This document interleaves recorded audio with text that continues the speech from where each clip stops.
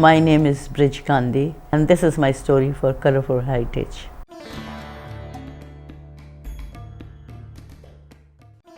I did my education, grew up in Mombasa. That was where my father used to work and my mother stayed. My father was very young when he decided to go abroad. So from India, from Peshawar, he came to Kenya because he had a cousin who took him there. So he went back to get married and brought my mother with him then. So they started living in Kenya, and for years and years they had been living there. For us, schooling was like we wanted to go to English speaking school, and there was only one school, and every parent wanted their child to go into that school. So I grew up in Mombasa going to a Star of Sea convent school, and from there I went to secondary school, which is just a girls' school, the Coast Girls High School. Then from there I went to Teachers Training College. I did Teachers Training Diploma. That time there were no degrees, it was just diplomas. Then I worked for a few years in Mombasa till I got married.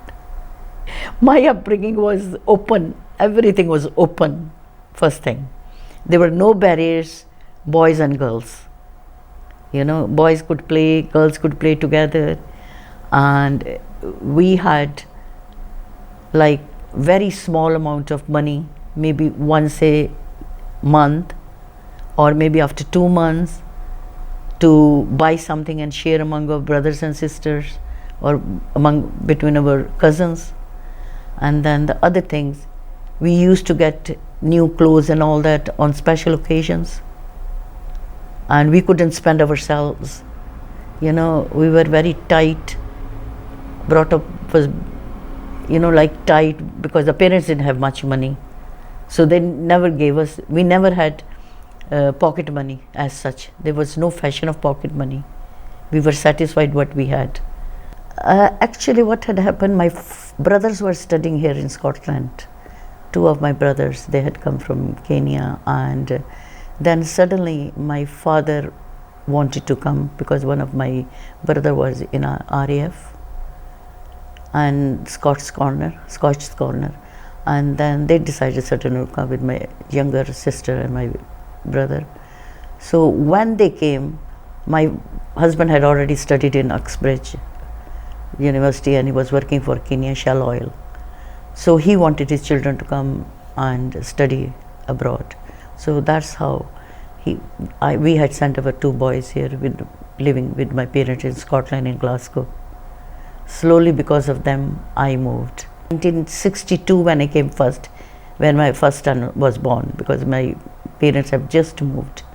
So that time I had come for holidays and all that. My husband was studying in London, he had to come for a course while I stayed here. Then after that, in 1965, my second son was born, so I came to my parents to stay with them. That time I stayed nearly 2 months. So we were coming and going because the parents were here. But I really decided, my husband and myself decided to leave the boys here in 1974. And one day I just said, I want to go I can't stay without my family. I need to stay with my boys. So that's how, and slowly I made friends in Glasgow. I made friends. I helped Church of Scotland. There was a nun who had come from Pakistan. So she was doing a lot of work with the Asian community, South Indian families who were migrating in Scotland. So she used to take me to guilds to talk about life in Kenya, or talk about my childhood, or talk about my family, or history kind of thing. So I used to go with her, and slowly I started liking. And since my boys were studying here, I just decided to stay, because I did hold a British passport. I had no problem of migrating from Kenya. First was the money.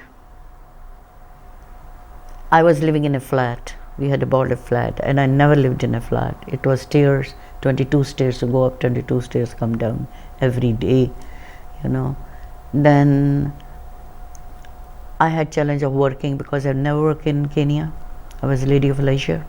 I had to get up early in the morning every day to go to work, which was very near. It wasn't far at all. I had no expense of traveling and all that. So in cold and dark days, that was my challenge. I used to, oh, why God did I come here? It was my choice, I was here. And otherwise I was fine. When my kids were a little older, then I bought a property just under my parents, a 2-room flat where my father was staying in Otago Street in the West End. So because I wanted my children to have a good education and all, I stayed here.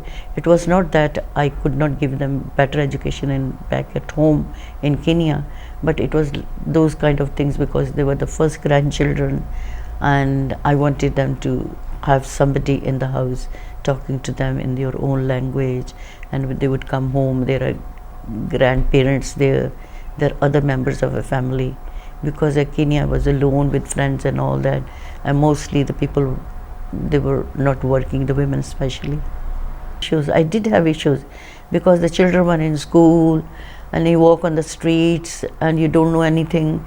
People are wearing those hoodies and they are all covered, and for me to wear warm clothes was a problem, and sometimes the kids would jokingly or just call me names when I was walking.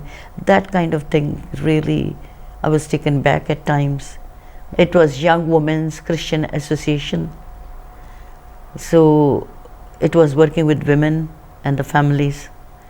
So there was an international flat in Hillhead Street. It was Glasgow Street, 20 Glasgow Street. So I got a job with Church of Scotland. So very soon I made friends. Then I initiated groups, initiated a women's group, So we were meeting on Thursdays for the interfaith group. Started from there, where men and women would come in the evening and talk about their faith and talk about their culture. Stella Ricky, who was a nun who had come from Pakistan, she was my boss, and I worked for her. So I started my life from there, and I really adapted myself in Glasgow, and people had been nice that time. There was no barriers. I am from this part of the world and I'm this part of the world, I'm called this, I'm called this. We were a group of few women who initiated a women's project called Meridian. So when I left YWCA, I was lucky enough to get a job there as a manager. So I ran Meridian, which is a women's center, the only women's center of its kind in whole of Scotland. In fact, I would say in whole of UK at that time. And there were about 22 staff from every community.